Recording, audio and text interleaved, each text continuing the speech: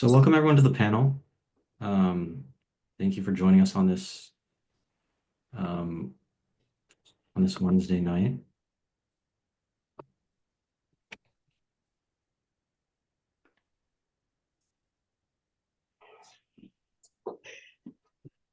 About this. There you go. My name is Alex Higa. I'm one of the interns here at the Career Center. I'm a sophomore studying economics, so I'm really excited and I'm glad everyone can make it.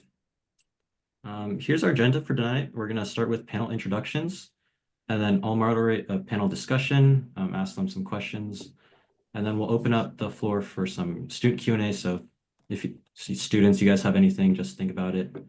And then we'll have breakout rooms with the panelists, so you can meet the panelists individually, get some networking in.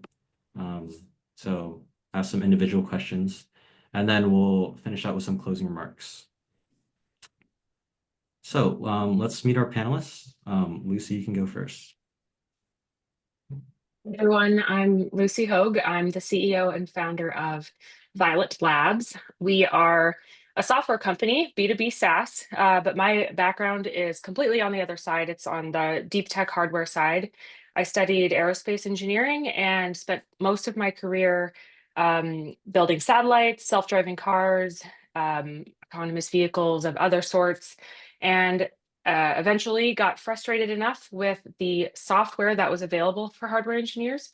So quit my job to build the software that I wanted. And that's Violet Labs. We're something like a Zapier, but for software for hardware.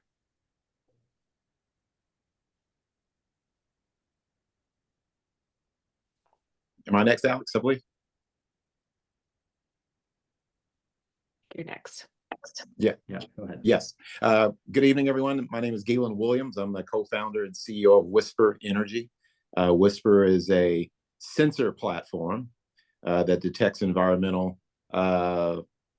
environment, what's going on in the environment, heat, temperature, etc., human occupancy, as to if anyone's in the room, and then communicates that with a building automation system so that a building can be optimized with its energy use and reduce energy waste. It is a technology that I licensed from another university, CU Boulder, and I'm actually at USC. My connection to USC is I'm in the Viterbi startup garage.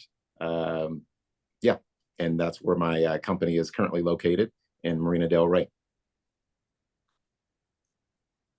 Michael? Hey everyone, can you hear me okay?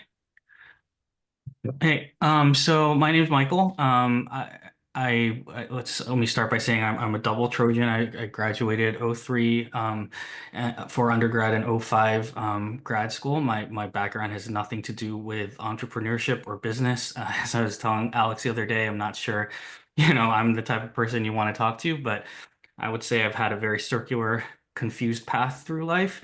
I've done everything from medical research to owning a skydiving company to owning a fashion apparel company, and everything in between, VC work, energy. So I've been all over the place, and hopefully I can be here to help answer help anyone with, any mistakes or successes I've had in my life might be useful to people. But that's in a nutshell what my background has been. Right now I'm actually unemployed. I have a small photography business, and I'm a new father to a baby girl, so I'm 100% focused on that. Thank you. Charlie?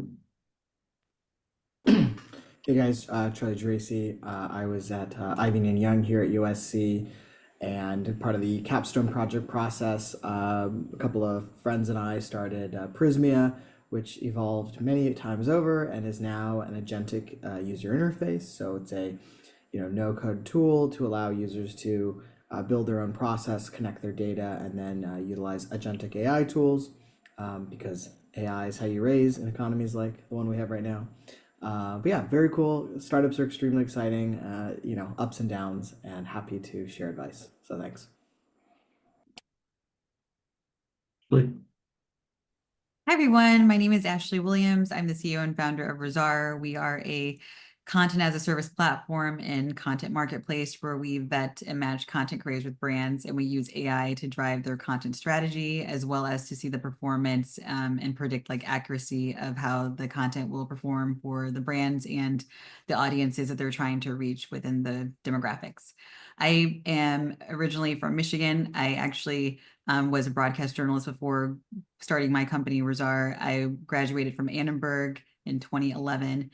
And from experiences, which we'll go into, I guess it'll probably ask me about that. My own experiences in journalism led me to wanting to start my company. So glad to be here with you today. Great. And last, Adam.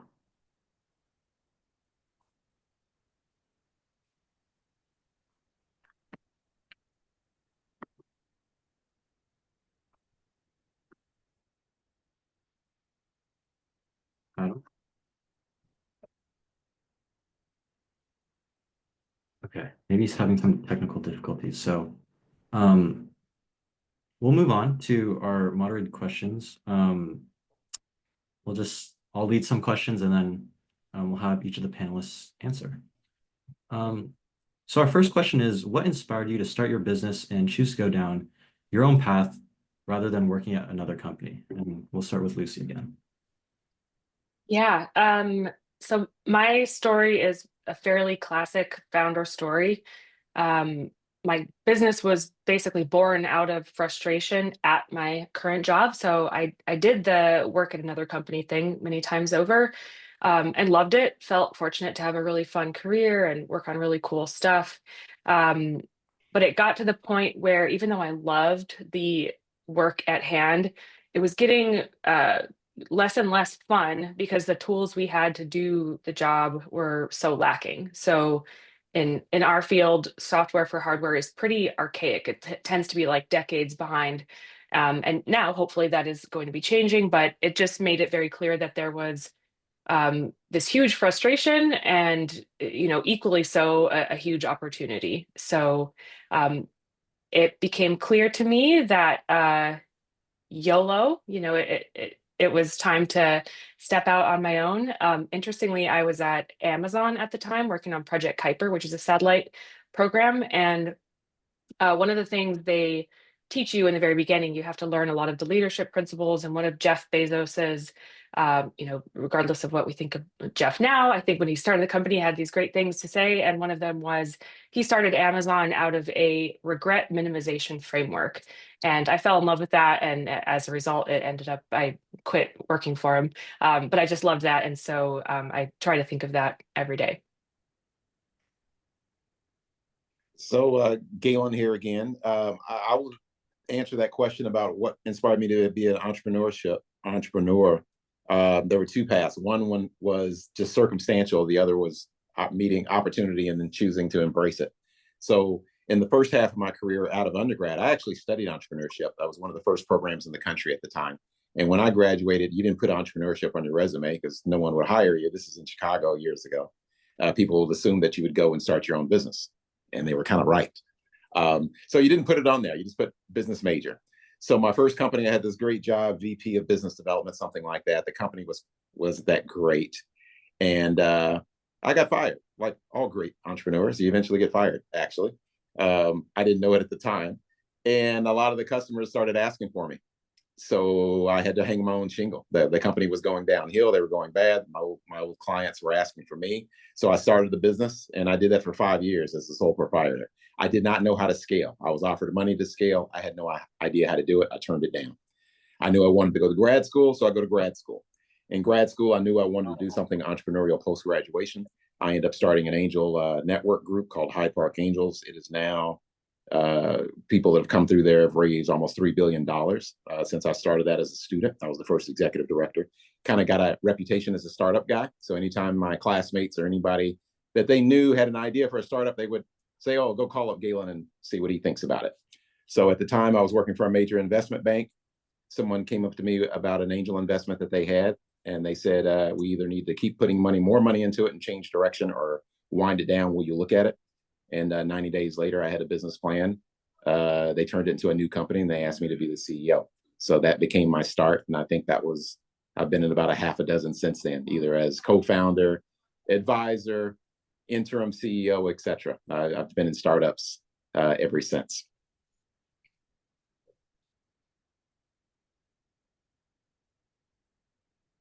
Thank you. Michael? Yeah, I think what Galen said, it's circumstance plus opportunity. I think in retrospect, I don't think I really thought that much about it. I just pursued what I found interesting at every given moment of my life. So, for example, right after graduate school, I did a public health program at SC, wanted to go to medical school. My mom passed away from cancer right around that time during my finals for grad school. And that kind of, I was doing cancer research at City of Hope at the time, and instead of leaning harder into that, I wanted to get completely away from that. So I did a complete 180, started a business in fashion, and go figure. I think it was more in retrospect denial, avoiding processing emotions at the time and wanted to do something lighthearted and fun. Um, Found myself into a complete world that I did not expect. That industry is full of very passionate, hardworking people. It's a very tough business. But it was a little bit, art, a little bit business, a little bit rock and roll at the time. And it was a good 7 years. I and eventually started my own brands. One of them achieved quite a decent degree of success. Some investors came in. Ashton Kutcher, you might have heard of him. He came in, bought into our company, and at that time I decided to leave. Within a year, I owned a skydiving facility because that wasn't really out of left field. I was an avid skydiver and skydiving instructor on the weekends at that time, so it became the natural extension when two of my good friends to this day, we saw that opportunity. A place came up for sale in Central California, and we decided to go for it. It's a very tight-knit community. We saw that California is actually one of the hottest places in the world to skydive because of its climate and for its pricing. So we saw an opportunity, wanted to try to make something better. And, I called those my glorified janitor years because that's basically what I was doing in between jumping out of planes because it's not as glamorous as most people think whenever you go into especially when you make a passion your livelihood. So I think to answer your question, I think I've just been, as I said, confused, just following what made sense at the time. Since then, I've grown a network. I have opportunities come my way. I was talking to a guy from SC who's doing a flag football league. So, just last week, and that's interesting, but I don't, might not be something I'll do next. But I've been lucky enough to always have a strong network and opportunities come my way. And I don't like working for people, but you'll always be working for people. You'll always be selling yourself. I think that's all I'll say.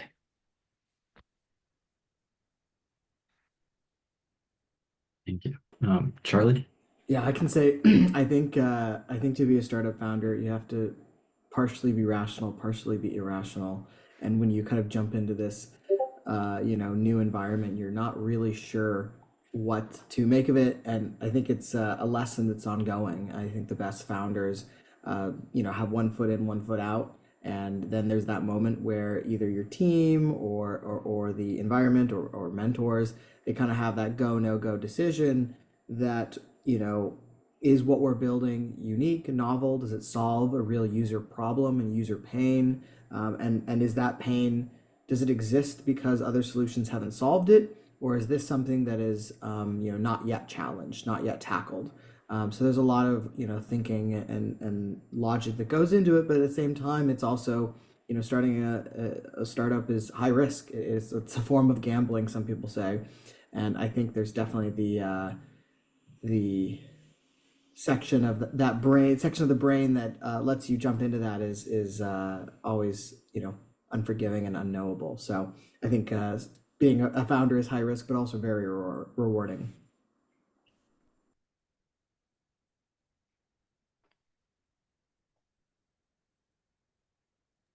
You say me, Alex? Yeah, go ahead. Sorry, I didn't really hear. Okay. Yeah, so I actually decided well, one is when I was going into reporting, I kept being told that, in order to be a reporter, I needed more real world experience. And when I was on campus, I worked at Trojan Vision and I created a show for them. And I also like hosted shows and things like that. But I was always trying to be entrepreneurial, even at school, in order to be able to showcase that I could do what I said I wanted to do and do it on my own terms, essentially. And so while I got into my career at NBC News, I realized that even with wanting to be, I really originally wanted to be a network correspondent, that it was going to be still where I'd have to go back to local news and then come back to, and I was trying to avoid going to local news. No offense to local news, but I was trying to avoid that. Anyways, but I couldn't. So I had to go back and get my real world experience and go back to local news. And while I was doing that, in between, I wanted to create this platform because I wanted to kind of dive into passions more of that I wanted to do, and also to showcase to employers what I was capable of doing. And so I would just had other friends of mine who were also transitioning over to different roles within journalism contribute to the platform. And then eventually they told other people, they start contributing, and eventually interns that I had connected with while I was working started contributing. So all of a sudden it just became this thing that I had that I did outside of work. And then eventually, although I did want to pursue it at some point full time, I still had this drive for being a reporter. But eventually, I randomly just applied for kicks and giggles. I won't say the word to like this pitch competition at Harvard, because I thought it would be just funny to say, oh yeah, I applied to Harvard University, and we ended up getting in. And I was like, oh wow, okay. And then not only did we get in, we ended up getting second place. And then one of the judges was an angel investor, and she was interested in the company. I had no idea what a pitch deck was. I didn't know what an angel investor. I didn't know any of this stuff. We weren't even incorporated in order to get the money after we won second place. But that really started making me think at that point, because I had already really achieved one of my dreams of being a host. I was a host for a show at USA Today, which was my next job, which actually Razar helped me to get that role because of what I did outside of work. And I realized that I didn't like what I was doing anymore. I didn't like the team. I had another role that I was given as I was transitioning out of there at Ebony Magazine at the time. And my dad told me, he was like, you know what, Ashley, you'll never have this chance in your life again where you could actually go do something and make it your own and see what happens. And so, and he and my mom were really supportive of me at the time. I had saved some money on the side as well and was working a side job in order to fund Razar as well. And so I said, you know what, whatever, I'll just try it. And fast forward through a lot of betting on myself, as we say, with gambling, we'll say in that sense, and ups and downs, roller coaster rides and all that in between. We're here today. And I definitely feel that it was not something that I had planned. It wouldn't have been the way that I had wanted it to be, the way I had it gone. But I also think that life has a way of bringing you to where you're supposed to be. So that's how I got into it. Great, thank you. So my next question, the first part of it kind of builds upon the last one. So maybe answer the second part, if that's what you choose to focus on. So how did you settle on the idea for your business? And then what were the first steps you took into making your visions a reality? So Lucy, you can go first. Yeah. So to settle on the idea was more complex than I thought, because I thought it was very clear to me based on how well I knew the domain and how frustrated I was with these very specific kind of problems in our software tools. But it actually ended up being more difficult than I thought, because I wanted to make sure that at the end of the day, what you're doing has to make money. And that's obvious, of course, but it's easy to get kind of sucked into pure passion and pure interest, but that doesn't necessarily mean it's going to have a big enough TAM, the total addressable market, or ultimately be something that folks will put money into. So I actually ended up pivoting slightly in the very early days. I wanted to build something that was a bit more focused on the space domain, and I ended up taking a step back and pursuing a more general approach, with the purpose being the wider audience we have for this platform, the more like diverse industries, diverse users that get to use it, and that will help it be better and be adopted and scale. And that's really kind of where I was wanting to go. I didn't want to create something small, even if it was exciting and successful. I'd rather like really go for it on a bigger scale. So I think that's a very important aspect of going out on your own. You have to obviously like feel very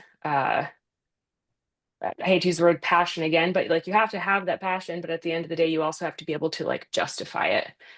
So those two, I think, go really hand in hand. Galen? Yes. So ideas. I'll kind of start with my original premise. I'll approach it two different ways based on my personal experience. The first wasn't really an idea; it was an extension, rather, of my previous role or job, and that happens to a lot of people as well. They get a job, they do well. Maybe they take some personal time to have kids, travel the world, and they go back and they become a contractor or a consultant, basically doing what they were already doing for another employer. So that wasn't very deliberate. It wasn't an idea. It was just me taking my job and then owning the job. There's a book on that. It's very old. There's a couple of editions. I think it's called the Entrepreneurs or Innovators Dilemma, something dilemma. If anybody's interested in it, you can send me a question and I'll follow up with you. But basically, it explains what I went through, which is getting trapped in your job. You're basically doing a job, but it's not a business. You're working in it. You're doing all the work, etc. So I had that experience, and it wasn't an idea. I just did my old job. The second time, when I really got into entrepreneurship, it was someone else's idea, but I had an interest in the space. So when someone came to me about their idea, it was growing produce indoors, which is fairly common now or well known. It was novel, at the time when it was approached to me, but it appealed to me. I had a young daughter. Her health wasn't that great. Like a lot of young parents, as mentioned before, it's all consuming. You're all in it if you're a good parent. And I wanted the healthiest food for my children. So I can go to Whole Foods, and spend all my money. But I wanted to learn a little bit more about it because her health wasn't 100%. So when someone came to me about fresh produce, growing it indoors, having year-round produce in Chicago, I'm like, I'm all in it. Let me research it. So I started, even though the idea wasn't mine, I owned it based on my interest. It helps to have interest, all right, or a skill set in the area that you're doing, not just an idea. Idea won't carry you very long. You're going to have dark, terrible days. You have to have some other motivation. Ideally, some area of expertise that you're well suited for, or knowledge, and definitely some interest. So it will carry you through those valleys of that you will inevitably face as an entrepreneur. So I would, summarize, answer your question about how I got the idea and first steps to biz. First time, again, extension of my old role. Second time, it was an idea, but I took ownership of it because I had interest in it, and it personally, there was personal impact if I were to be successful. That of having healthy foods that I could share with my daughter. And to this day, by the way, I was very proud as a 7-year-old. She was probably one of the few 7-year-olds at the time that would ask me for a bowl of fresh arugula because I would grow it. It was really spicy. It was healthy. And she would actually sit there and eat it at the kitchen table. And, there's not enough money to get that kind of joy of seeing your little girl, eat your produce that you grew. It was a startup. She didn't know it was a startup. She's like, hey, I got spicy arugula. I love it. So that's my little story from that. And you can see I'm smiling. It's still a good thing. So yes, something that you like and enjoy. I definitely would advocate that, whatever the idea may be. I think in my case, it wasn't unlike some of my fellow panelists here. This was, the stuff I've done 15, 20 years ago. It's not really tech based. It wasn't paradigm shifting. It wasn't trying to reinvent the wheel. Seems like no one's opening laundromats or bookstores these days for good reason, probably. So for me, it was really just a circumstance. Once again, with the clothing thing, I started off helping people who were very talented artists figure out how to manufacture the clothes. Supply chain was I have family background in it, so I knew that area well. The sales and marketing distribution side, I had to learn from scratch, which was very exciting at the time. And in those conversations with retailers like Nordstrom, Bloomingdale's, all the buyers I met, I kind of understood what they needed in the market. This was probably what, 06, 07, the time, like you guys were probably born around that time, like the time of premium denim became a thing. It was $50 Levi's became $400 Rock and Republic, True Religion jeans, and it shifted. A lot of manufacturing was here in LA, actually. And retailers were looking for things to complement that. We're looking for denim alternatives. So it was really just understanding what the market needed that. And since I have that supply chain down, like we figured out why not just do our own stuff, you know, why not? We know what we have the relationships with these people, and that's what brought me into trying to fill those gaps. With the skydiving thing, it was, you know, as Galen was saying with his thing, it was just personal satisfaction of trying to do something that wasn't reinventing the wheel. It was just for me doing something better. We could see the and sometimes doing something better doesn't actually make it better. You think you can do it better, but you realize why it was done that way. You know, that doesn't mean we didn't try to shift the paradigm. It's just very difficult in that you know, there's a joke like wineries and skydiving facilities, how do you make $1 million doing it? Start with $2 million, and that's pretty much what, you know, what I encountered. So it was a very fun but very stressful time in my life. And you know, now, you know, I think my wife, who does startup fundraising, but she's busy with our streaming daughter right now, she would have a better thoughts on, you know, how to fundraise, how to settle an idea. She's very good at that kind of thing. It's very stressful to find, you know, in the startup space to, um, how do I put it? Just because you can disrupt an industry doesn't always mean you should. I feel very strongly about that. So I'll just end with that.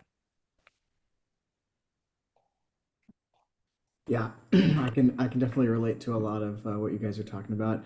I think entrepreneurship's a really windy road, and it looks like a straight path when you look backwards, but it's very hard to figure out where the path is going. We kind of started with our capstone project here at USC as seniors and undergrad, and that was kind of building for ourselves in a lot of ways of the tool we were looking for and what we were, you know, looking at. And then after we started a lot of like user research and things, we were starting to realize there's a little bit of a shift between what we saw the problem is and what users saw the problem as. I think a really great resource was the Lloyd Greif incubator at USC. We talked to Paul Orlando there and were accepted to the incubator, and that was a really great opportunity for mentor feedback, advice, being asked like tough problems of like, why would a user supplant their existing tool and switch to another tool if you guys aren't as well known or polished? Like, what is your, cutting edge that gives users a better experience? That we kind of backed up with some, user testing. So it's really important to basically build something quickly that's cheap that you can test with and validate either, your hypothesis if it's right or wrong. You got to basically get some traction, and the users who are your biggest supporters will hop on. There's that kind of bell curve of user adoption. So you're looking for those early adopters.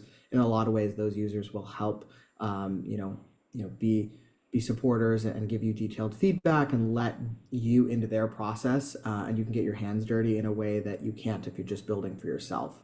So I think that was really great, and it helped us to redefine the problem a few different times, and we went down some paths that we are glad we went down because we learned from them, but we ultimately didn't continue in that path. So we redefined what we're building, we redefined the need, and so I think it's really great to fail quickly, fail often, but do it in an environment that's a safe, not super expensive, not super time consuming, to stay flexible. Yeah.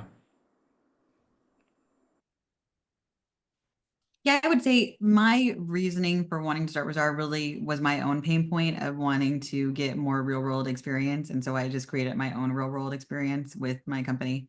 And then as I was in the newsroom as well, I usually was one of the younger people in the newsroom, and all the interns would start gravitating towards me, wanting to ask me how they could get their portfolio together and publish and get their careers going. So I realized this was not just a problem that I was having, it was a problem that they were also having. And then as I was talking to friends, same thing. So that kind of really spearheaded for me that this was not just an issue for me, but it could also solve a wider problem. And then while I was in the newsroom all the time, initially the company really focused on like the next generation. So, and they kept talking to me, or not just me, but also our team members, about reaching other audiences and trying to create more authentic content that could be relatable, that could help with advertising dollars, et cetera. And then as I moved forward and working with USA Today, a couple of things happen there. One is, and I always, I wanted to reference to always, if you, at least for me in my life, I really pay attention to synchronicities that are happening that I really feel like are these like little breadcrumbs that guide me along the way. So, you know, having heard this so many times in the newsroom, not only from my internships, but also once I was working, I realized that this was the problem of having authenticity was real. And so while I was at USA Today, I helped to create a series for them as well called Inspiration Nation, which focused on like conscious content, purpose-driven type of content. And I thought this is interesting because it became one of the top 3 series there, well, by the time I left. And so there was a need for more conscientious content, but that also comes with having more authenticity, more voices, more empathy, et cetera. And while I was there too, we used technology from BuzzFeed to predict if content were going to go viral. So I also realized, I wonder if there's a way to predict content that could go with seeing the ROI and seeing different audiences the content could reach. And so that really kind of drove my curiosity more. And then this is really, of course, way well before AI and all these other things. So my idea was really ahead of its time, I would say. And I'm not just saying this tooting my horn, I'm really saying it because trying to get people to understand it was like they would look at me like I was cross-eyed, but now it's like, so the thing, you know, with productivity and AI, et cetera. So I think sometimes as much as entrepreneurship can be a roller coaster ride, sometimes you also might be thinking, because if you're really thinking in a different way, it could sometimes be challenging to help to articulate that to other people. And so don't be discouraged by it, just keep moving forward in it because, you know, even with Apple, when Steve Jobs was talking about having a personalized computer at the time, computers were like these huge things that like seem so like, you know, what, you know, and now it's a common day thing. So just I don't know, I feel like I'm going to tangent, but just know whatever your ideas are, just hold true to them and keep moving forward to them and just prove it. And eventually once you start proving it, people will believe you. But again, it comes with traction, it comes in betting on yourself, it comes through going through a whole bunch of roller coaster rides at times. Can't like that. Hopefully none of you have to go through as many roller coaster rides as I have gone through, or some of us on the panel have gone through, but just know that it's a treat. But at the end of the day, once you're doing something that you really love and you bring it into the world, it's almost like, I've never given birth to a child, but I feel like it's in that way where it's like so painful. But once you see the child, it's like, oh my gosh, it was all worth it. So I don't know. Great. Thank you, Ashley. And for the next question, we're going to switch the order so we can get some, different perspectives. So I'll have Ashley answer this question first and then go in that order. So how did you secure funding or initial capital? And what advice do you have for students looking to finance their businesses? Yeah, so the initial funding actually came from me wanting to work more than I probably should have with side jobs, and having extra funds in that way. Also from family that contributed to the round, which I was blessed to have, and I really am very grateful for that because I know that's not something that everyone can say that they have access to. Also from pitch competitions was really helpful at the beginning of the company, not just one at Harvard, which I randomly applied to, but other ones that I intentionally applied to that were helpful. Grants, diluted funding, and then eventually we did end up securing capital through Accelerator that we're in with Comcast, and then that landed us an investment from Comcast and BC, and then eventually going into micro VCs and raising rounds, et cetera. But initially, and the other part too is just revenue. You know, like there's no better way of getting funding for your company than generating revenue through your company, because not only are you able to keep your equity in the company, because it was really hard for us at the beginning outside of raising, you know, which is not necessarily raising, but just getting contributions from friends or from family and myself. But it was really hard actually outside of the competition and everything to raise funding because I needed to show more traction. And luckily I was able to get a large customer that allowed me to work on the company full time and then to really start growing it from there, which was a more of a proof point. So I highly suggest, if possible, to anyone who wanting to start a company is just figure out how to bootstrap it at first, if you can, and generate revenue from it so that you have more proof points. If you do need outside funding, whether you're going to a bank or going to investors, you're going to need traction to be able to showcase that this is a scalable concept that they're willing to give you money for in order to get their money back from. So I would recommend that.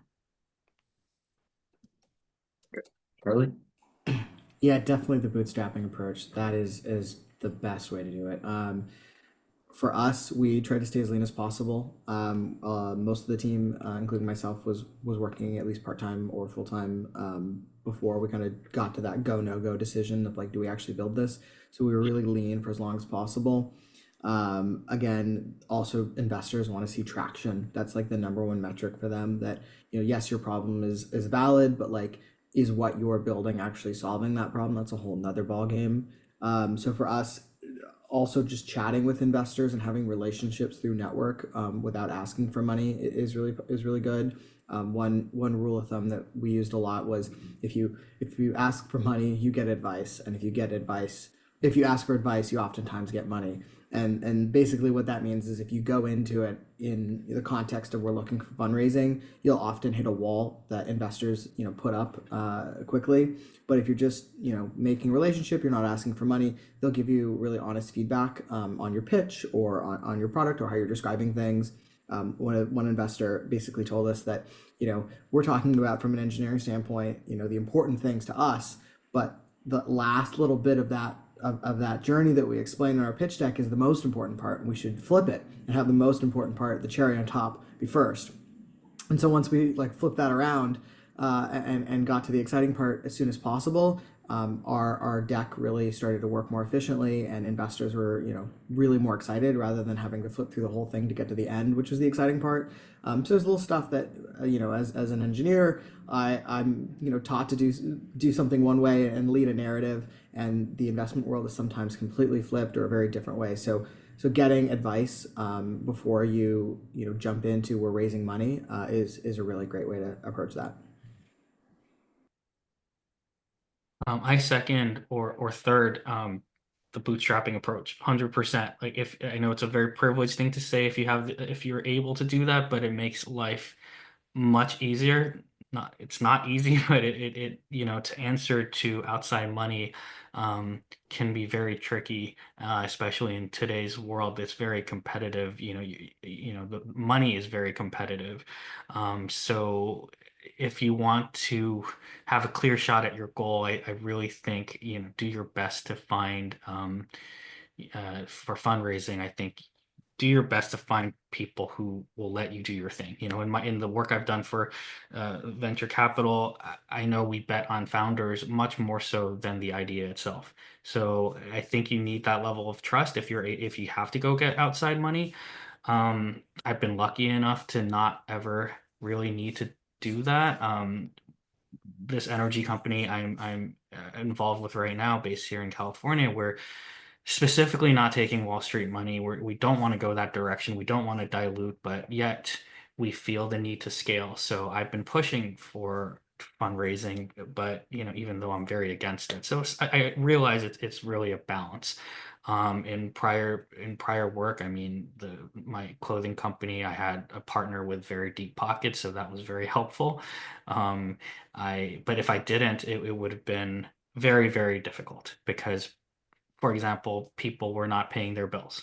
You sell them goods, you're on net 30 terms, and then 2 years later, they still haven't paid. So how do you know, people use factors, which are just a company that helps you with your cash flow, but they have their own set of requirements. So it's always going to be, you know, with any business, you do need a lot of runway, I think, and that's just the unfortunate part of it, or it's an opportunity. Skydiving, it didn't cost us more than blood, sweat, and tears. It was really more just that until I had to buy a plane. We thought we could get by with leasing one. I ended up buying an 18-seater plane, which I will never recommend to anybody get into any kind of aviation, because a nut or a bolt that is $10 from Home Depot because the FAA has to sign off on it will cost you $30,000. So that was incredibly stressful. I'm glad the whole Boeing stuff, FAA stuff came to light, because there's a lot of fluff in that area. But anyway, I'm going on a tangent. Bootstrapping, if you can. I'll stick with that.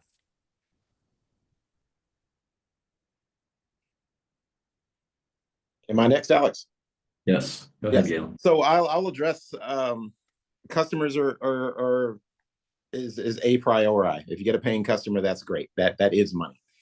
Even if you're losing money, because if you can demonstrate that you're getting traction, getting more customers, you can go and find generally speaking. You can maybe find some investor interest, but it gets way too much. VC money gets way too much press. This is an astute crowd, but for those of you that may be experiencing this the first time, 2 or 3% at the most get VC money, venture capital money. If you're, unfortunately, if you're of color or a woman, it's less than that. So it's a rare thing to get capital. I don't know if I've been fortunate because it's been way too hard, but I've just been around long enough where I have raised angel dollars a couple of times. But there is something that is more readily available in recent years that wasn't necessarily available not that long ago, and that's what you call non-dilutive capital. So non-dilutive capital is money that's given to you and no one asks for anything in return other than reach some milestones, do well, and you'll see that in incubators and accelerators. Some will take an equity stake, but there is non-dilutive capital. And the company I'm currently with that I co-founded, it was founded with $2 million from the Department of Energy as a grant. So $2 million to develop the technology. No one has to pay it back. It's privately owned. It came through the university, and I get to leverage that $2 million. And then about 2 months ago, I raised a grant. It was a state grant. It was $125,000 between you and I. That's not a whole lot of money, but it's free money to further develop our IP. So that's a total of $2,125,000. Do not have to pay it back.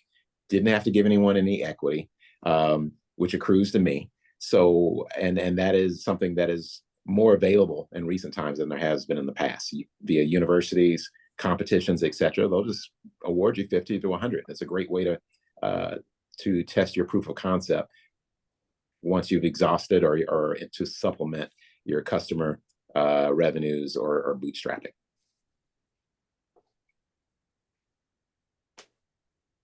All right. So yeah, to cap off this question, love everyone's answers before me. This is such a difficult topic. But because everyone answered pretty similarly, I'm going to take a little devil's advocate approach here.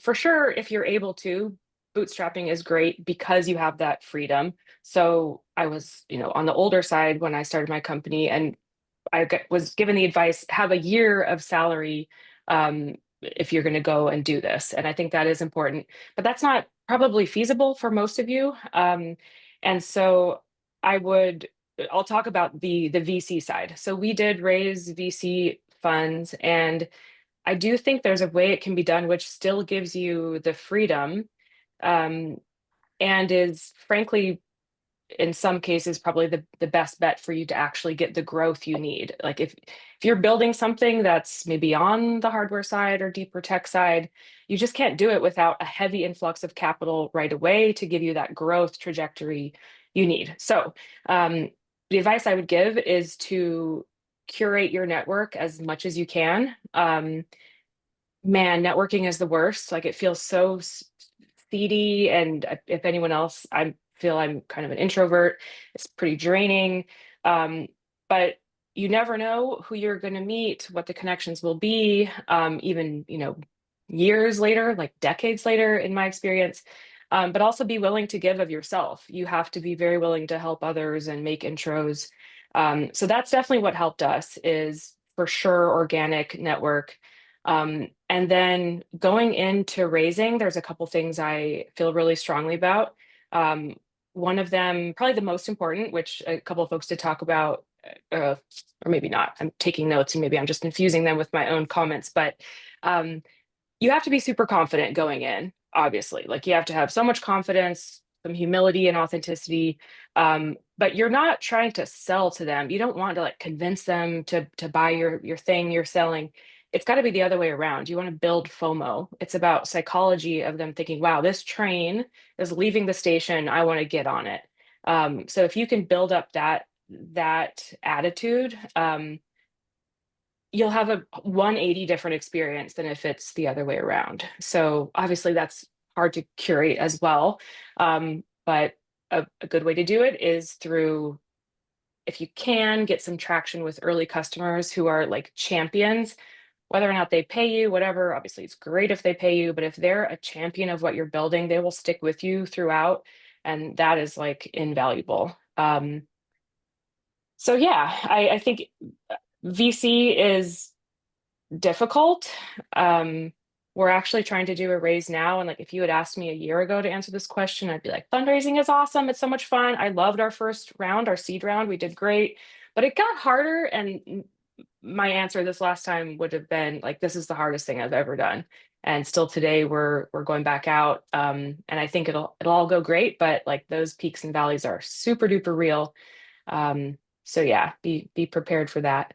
Last thing I'd say is if you do raise money from VC or safes early on, try to avoid giving a board seat right away. You get so many different pieces of advice on things to do and not to do, pro rata, this, that. And I kind of felt like at the end of the day, like the money's green, it'll work out. But there are certain things I would have done differently. A board seat right now when you're super small is just so annoying. You have to answer to someone and provide updates. And yeah, that's just, it doesn't make sense. So avoid that. And also, if you can, the money is not always just green. You really want to love your investors and your partners because they're going to be with you for a while. And it can be super amazing and it can also be super crummy. So yeah, always happy to talk to anyone about this topic. It's a tough one.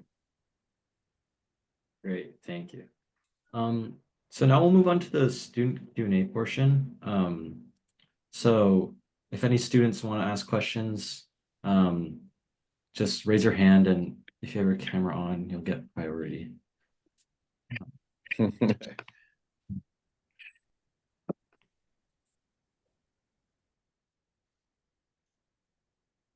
Go ahead, Brian. I was wondering, thank you guys so much again. It's really insightful to hear all of this. I was wondering, in your startups, have you ever reached a stage where it's like you need someone with a specific technical skill that you don't have? And how do you like kind of reach out and find someone who will like fit your business? Because I know at the early stages, you probably don't have a lot of capital to find someone who's like very experienced, but you still want to find someone who's like has the skill set that you need. I can try for that one. Um, Yeah, so I was in this position because I'm a hardware engineer and we're starting a SaaS business, have to hire software engineers who know, web apps. And I didn't know anyone that fit that bill. So it was hard. Like, how do you hire someone and evaluate someone when you don't know how to evaluate them? So there's a little bit of trial and error, hiring contractors, having friends do interviews for you. Um, I would say if you don't need to like hyper focus on the depth of the skill, like roughly, yes, find it. But what's more important is that the person knows how to learn, is super autonomous and like engaged and will go after it and teach themselves. And really spend a lot of time on interviewing to make sure you find someone that fits that bill. And when it seems right, it'll like feel so right. And we've spent a lot of time interviewing, which is like so tedious sometimes, but it has paid dividends. I can go too. I think, well, first of all, thank you, Brian, for having your camera on. It's really nice to see someone's face. I will second what Lucy said about hiring. I think if you're going the hiring route, I think that's in my recent years, it's been very bad. I'll just say it's very difficult to find people on both sides, on both a job seeker and as an employer. It's just, people don't show up to their Zoom interviews like during the pandemic. It was terrible. Finding that as a bootstrapped startup, for example, is going to take up all your time. You're probably going to hire somebody and within a month they'll have an issue and they'll have to leave. It's really hard. So I would say if you need a specific skill set, try, within your network. There are other ways to compensate someone other than, a salary. Ideally, it's they share your vision. And in that process of talking to people, I think you'll also discover a lot of things about your own business. Maybe, you modify your needs a little bit. Maybe you'll find holes in what you're doing. So I think always try to go word of mouth first. Always try to find some more, people that believe in what you're doing, and maybe, organic things can happen. I'll add to that really quickly. One, as a founder, Brian, that's just something you always have to do. Uh, 2 employees, 200. You should be looking around the corner, trying to identify who do you need next to make that, to reach that critical milestone. So yeah, it's just one of the many things that a founder has to do. And it's critical, and probably very critical in that first, I don't know, first 50, 100 maybe, before you start getting a lot of senior managers that are reporting to you. I don't know when it really stops, to be honest with you. That being said, in the current environment that we're in today, where you have true technical skills that you needed, I think Lucy pointed to that. I'm not an engineer, so I work with electrical engineers, PhDs, mechanical engineers every day. I am not an engineer. I learn something every week, but I do have a right-hand man, so to speak, who was a former advisor to me. I call him my engineer whisperer. So when I'm having a technical conversation, I bring him in on the call. He'll take notes, and he puts it in the language that I can understand, so I can make appropriate decisions, or learn something. So that's one of the reasons why we work so well. He's an engineer, not necessarily a front person. I can be out front. I'm not an engineer, so we balance each other out. But it is, as far as talent, that is just, and you'll get better at it, or you won't, or the business won't. You'll get better at identifying talent, or identifying people on your team who can identify talent. And I'll leave you with one quote. I had a colleague in business school who was very successful, had a very successful investment management company in Hong Kong, I believe, Hong Kong or Singapore, I forget. And I'm like, why are you here in this program with us? You're already doing well. He's very well. And he says, I can identify. He says, I'm coming to the program because I want to be able to identify the A talent. He says, I can see the B's and the C's. He says, but I don't necessarily know how I can identify the A pluses. He says, so I'm here to raise my knowledge base a little bit so I can identify those top tier people. He recognized that as a skill set, and that's one quote that's kind of stayed with me. I was gonna say too, the other thing you could do is, I love that too, Galen. That was really great advice. One is develop, if you can, an advisory board. I also really recommend that because that could be helpful for you in terms of people who want to mentor, especially like with students, for example, who want to take time out and doing that and adding that to something that they contribute towards. And I know that Annenberg definitely had like a mentorship program, and I'm sure the other schools probably do too. So that could be a part of it as you're building like a type of advisory board that you can turn to of people who have more expertise in those things. So as you're looking for your team, they can then evaluate people that you're finding on your team based off of skill sets too. So I've had that done for me in different instances with people on the team, just seeing like what their skill, how they match up to what their skill sets they say that they are, and asking them questions that I may not necessarily know, especially on the tech side, because that is definitely not my expertise. And the other thing I would say is like with the schools that are there, like there's so many ways of like with the job boards or other things that you can post different things on and finding different people on as well, especially more specialty type of programs. Like here in Michigan, there's Michigan AI Lab. So a lot of the students there are in data science and all that type of stuff. So just try to find similar veins in that way. And also, of course, your network, which everybody mentioned, but when I was looking for my CTO, I ended up finding it through the grapevine here within the founder community. And because he also knew one of my good friends. So I figured, and then we hit it off. So that could also be really helpful too. Thank you, everyone. Really appreciate it. Great. Thanks for the question, Brian. We have a question that I think Ashley would be helpful. What might be some challenges for female entrepreneurs? Do you want to go? Ashley and I are smiling. I'm happy to go first since you were just talking, but either way is fine. Yeah, saw that on the chat, and there's a lot of them. I think especially today, it's kind of hard to even answer this with the macro conditions of everything going on. It will be hard. But at the end of the day, what I would say is I just use that as fuel. So, for example, like at a conference one time, give my business card to someone, and they kind of made fun of it, like, oh, this looks like my wife's jewelry business card. And you just get so many like little comments and things. You could, I can sometimes tell that a customer might not take me seriously until I get some male engineers on the call. Um, and so, yeah, there's just all these little things. But yeah, just use that to fuel you. This is so random, but uh, if anyone watched the Super Bowl, I'm sure we all did. Jalen Hurts for his wallpaper has like the picture of him losing the last Super Bowl with like the confetti coming down. And I love that. Like, just keep that in your mind. Like, it's all fuel at the end of the day. I love that. Yeah, I love that too. I feel like when you were first talking and the question came up, I wanted to say some cuss words, but I won't on this call. But I will say though that yes, as much as I didn't want to identify with the challenges, because I remember when I was at USA Today, I would see stories, articles about founders, women founders or people of color, and especially being a double woman of color, and on that regard.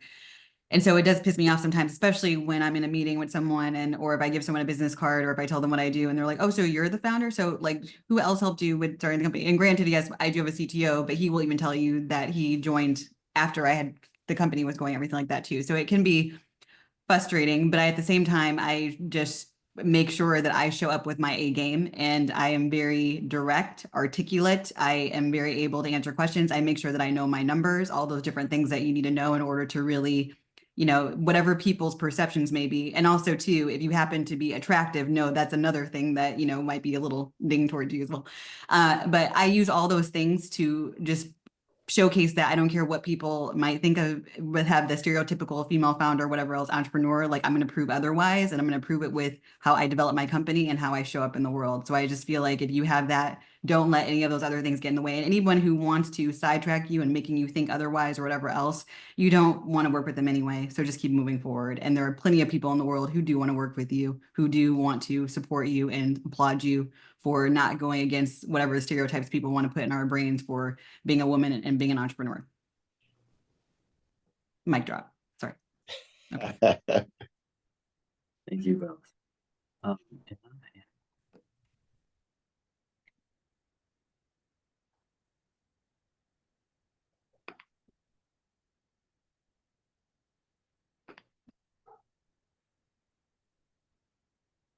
If you have a question, you can ask it. There's some questions in the chat too as well, Alex. Sure. Yeah, we can go to the first question in the chat. What are all of your opinions on having student debt and starting a company? If we decide to do so, how can we make sure we can pay it off as soon as possible, let's say without generating revenue from the company initially? So it sounds like the question's about student debt and starting a business.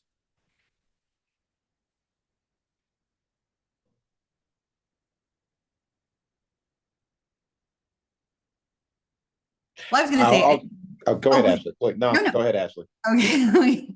I feel like in any case, if you think about the aspect, I like to take this approach in my life many times. This is my new thing. I have an eagle perspective on my life and I have a chicken perspective. Chicken perspective is where I'm looking at everyday real world things going on. And I know that there are things that I need to get done and whatever else and challenges. But eagle perspective is where do I see myself in the future? What is the vision that I have for my life? Where do I want to be? What do I want to create?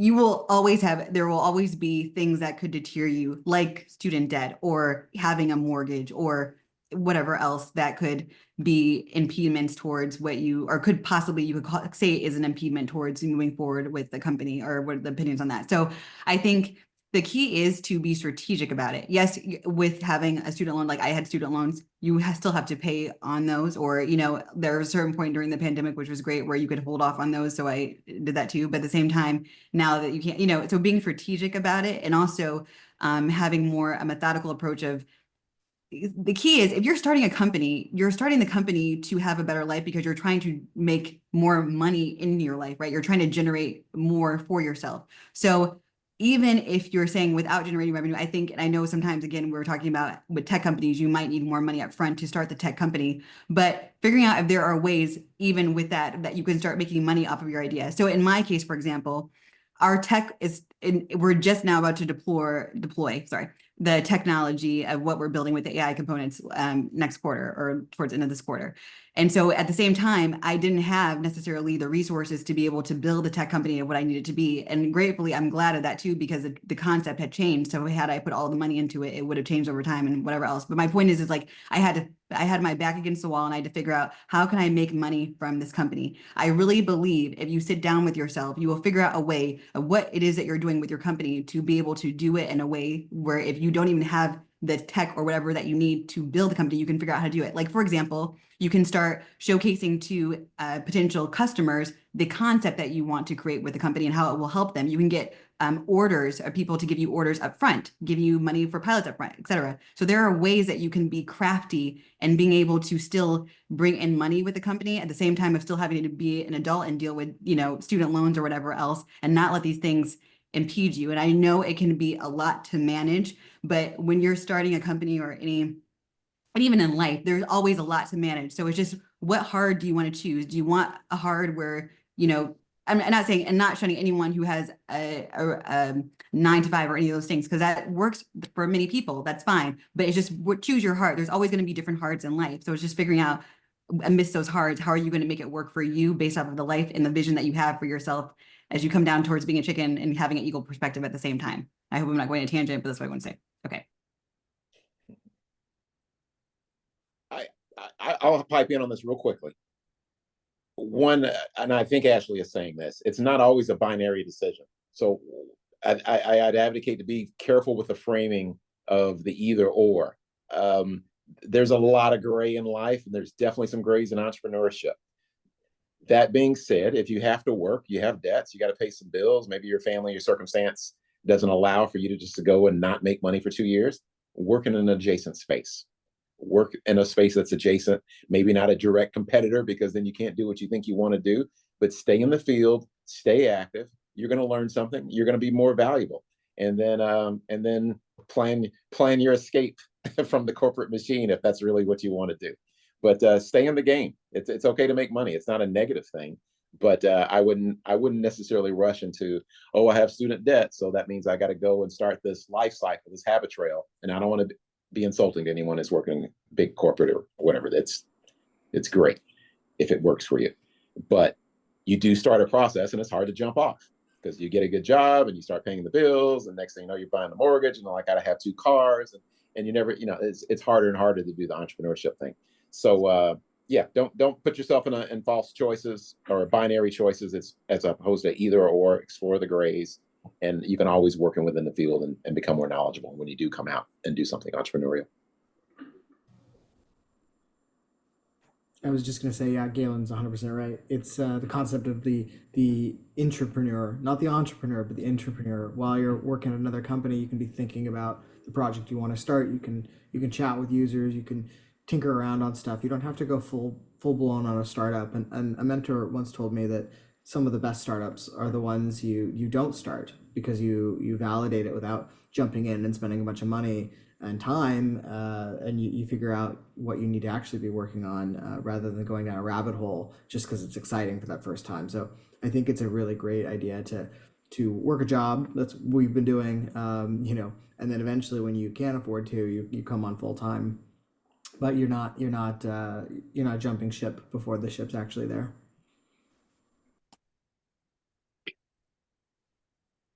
Great. So we're gonna do one last question from the chat. But if you have any unanswered questions, if your question hasn't been answered, we will have breakout rooms after. So just keep those questions in mind, and you can ask each of the panelists individually. So I want to touch on this question. What are some of the mistakes you guys made as founders, and how did you learn from those? We don't have enough time.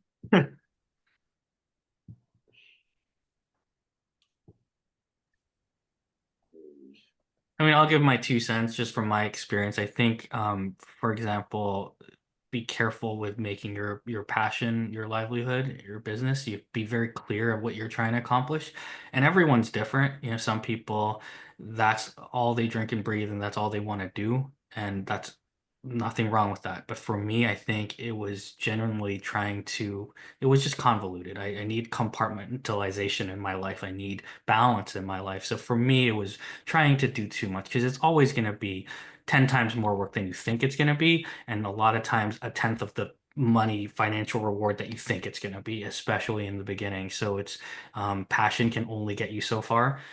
Maybe 1 in 10 days, if you're lucky, you're going to feel passionate in the morning. 9 out of 10 days, you're not going to want to get out of bed, especially when things are not going the way you want it to. And almost always it's not going to go the way you want it to.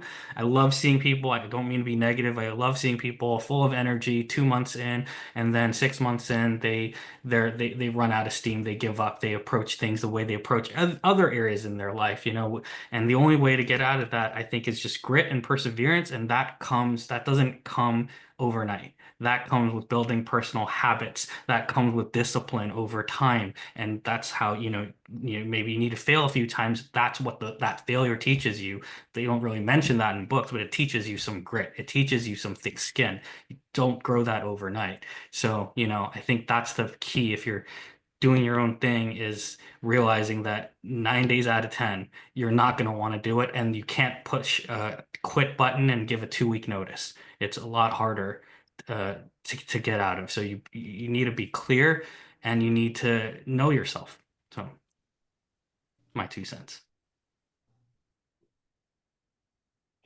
I'll throw one out since there was a question about raising capital. And as I mentioned before, I think it gets way too much press about raising money because it's not applicable for everyone. If you're in deep tech or something like an industry like myself, you need a lot of capital to do something novel, if you're in clean tech or deep tech or things of that sort, but not for everyone. So, and that is accepting money from the wrong person. I don't think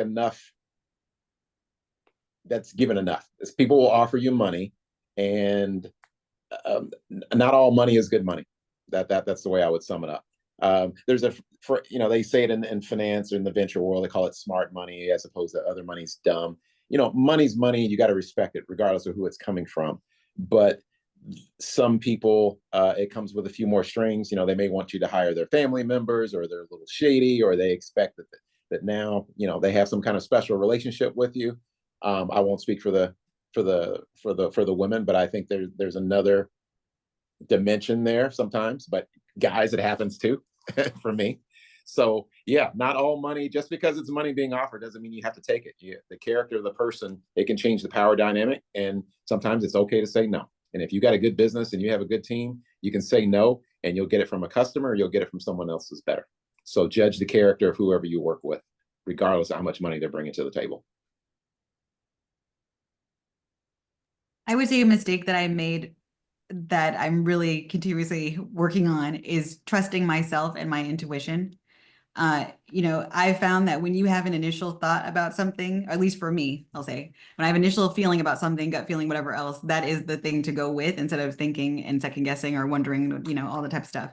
So I highly recommend learning to develop more of a self-trust with yourself, because especially when you're the captain running the ship, everything, even though you have other people, of course, helping you in regard, but at the end of the day, you're the captain leading the ship. And so you're the one who's telling the direction, setting the direction, especially even when it comes to hires, like people who I realized at the beginning when I first was thinking if I should hire them or not, and then realizing that was a huge mistake and darn it, So definitely just be mindful of that, I would say. That's my thing.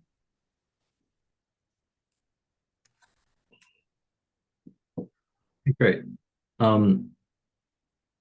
So before we do the breakout rooms, I just want to let all the students know about some of our upcoming events at the Career Center. So we're holding more of these industry insights panels.